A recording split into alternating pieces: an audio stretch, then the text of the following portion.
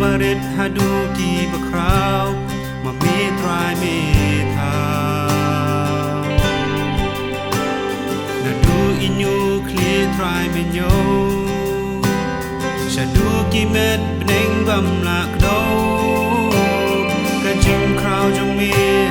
a blay ka long bam la ban ong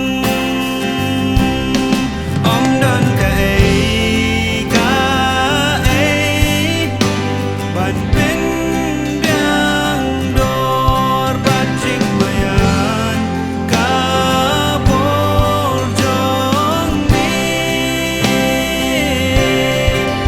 dan uno ba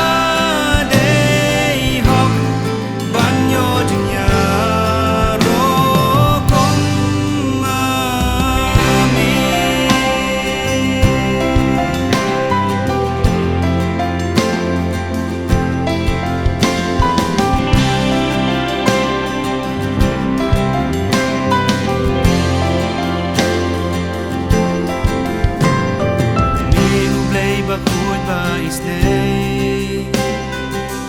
balong ka u balong